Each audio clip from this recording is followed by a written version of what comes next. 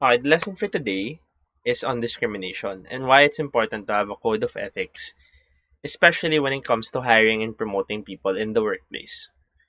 So, when we talk about job discrimination, it's the wrongful act of distinguishing illicitly among people, not based on individual merit, but on the basis of prejudice.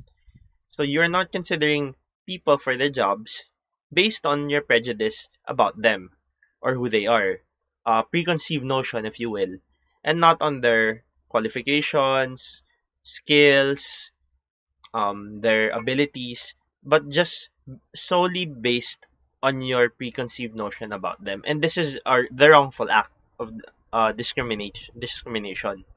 And this creates the reality of minorities when you're um, performing any form of discrimination.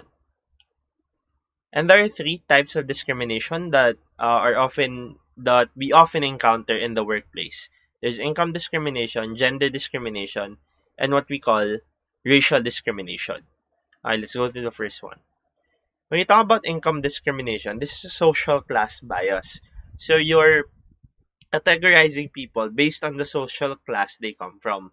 Okay? So you reduce them to the income bracket that they are from. So for example, pers- um Mang Wan is a person who is a skilled carpenter. But because his background or his income from the social class he's from is just on the lower levels of society, you do not consider him for promotion, even though he's completely qualified and experienced to handle the task that you require of him. Okay?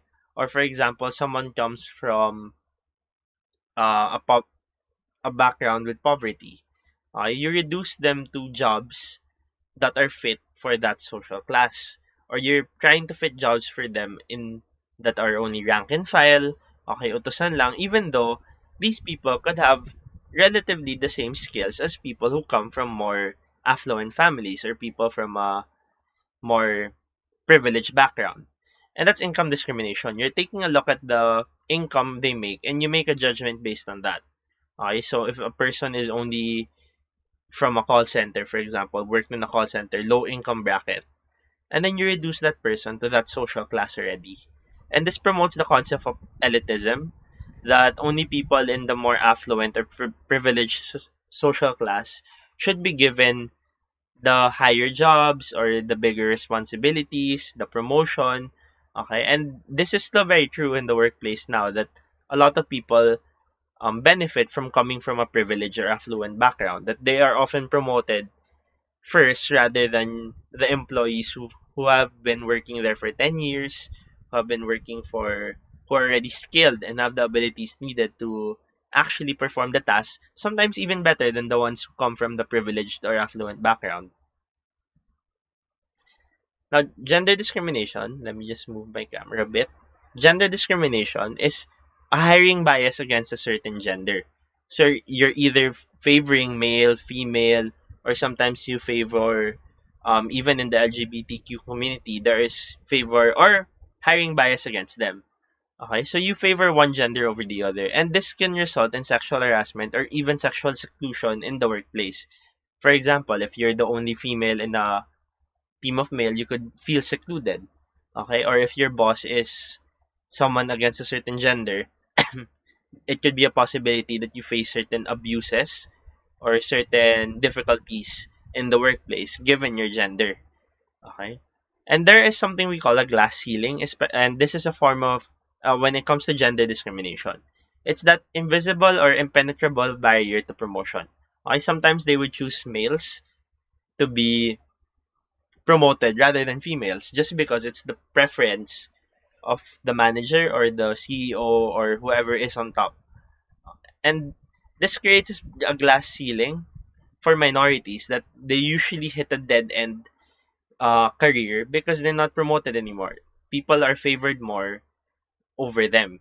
Okay, and this is a form of gender discrimination. And this still sadly happens in certain workplaces. Some workplaces they ask only for male or female employees, even though the job is not related to gender at all.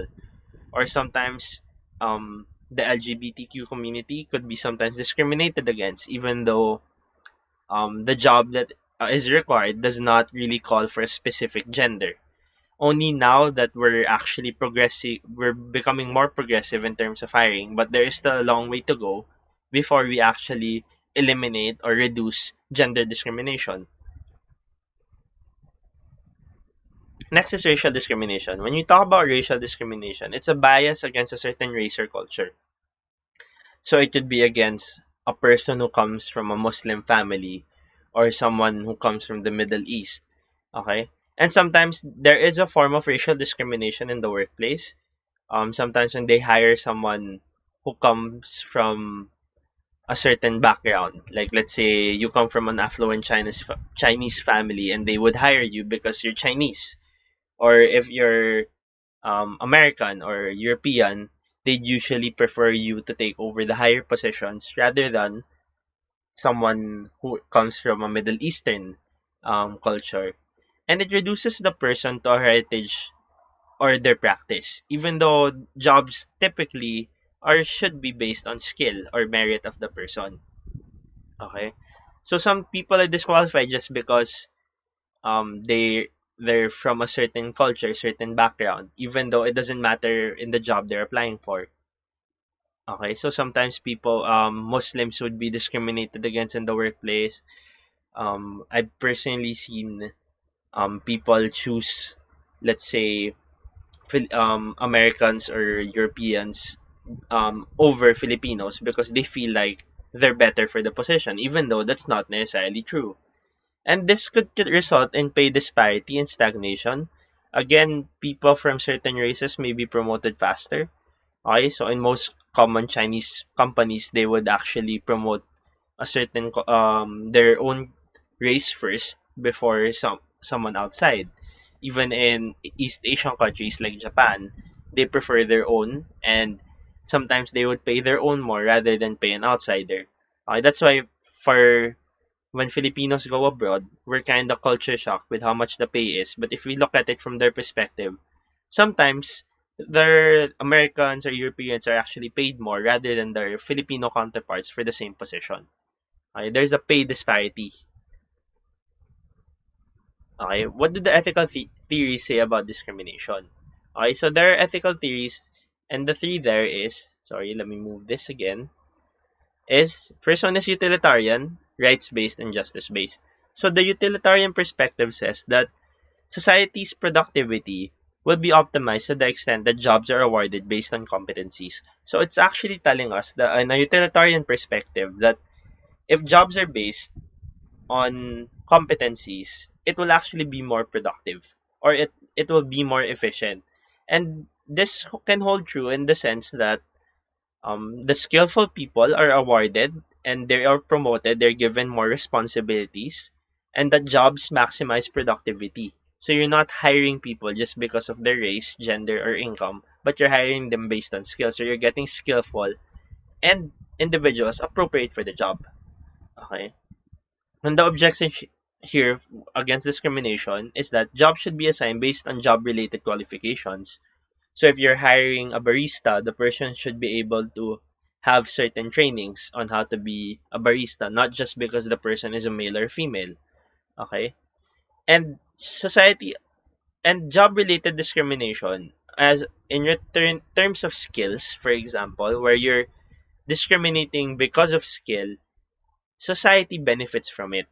Okay? Society doesn't benefit from income, racial, or gender discrimination. But if you're discriminating because based on experience, skill, and ability, where you're choosing them based on how qualified they are for the position, then society benefits as a whole. Now, rights-based um, perspective or rights-based moral framework will tell us that one group discrimination is based on the belief that one group is inferior to another. So the rights based framework tells us that discrimination exists because people believe that one group is actually better than another. Maybe one believes males are better than females, Catholics are better than Muslims, Americans are better than Asians, and so on and so forth. So everyone has a right to be treated as a free and equal person in terms of competence and competent. Okay, so people should be treated as equal to each other, not based on their gender, income, and race. Right? That's the right-based perspective.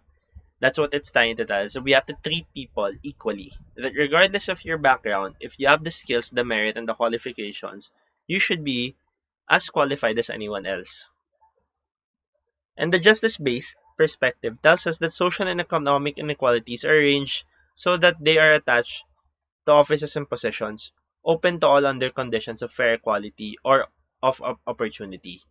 Okay, so what justice-based tells us that social and economic inequalities should be fair. Okay, so when we're hiring and when we're considering for promotions, okay, there should be fair equality and for opportunity. So it promotes the principle of equality, that social and economic inequalities are to be arranged in a way, in a form that these do not matter in regards to the job that you are applying for. That everyone is equal when they are applying for work. That no one is given an unfair advantage, social or economic advantage, because of their background or where they come from, but more of you consider them fair in front of the work that they're about to apply for or what they are doing.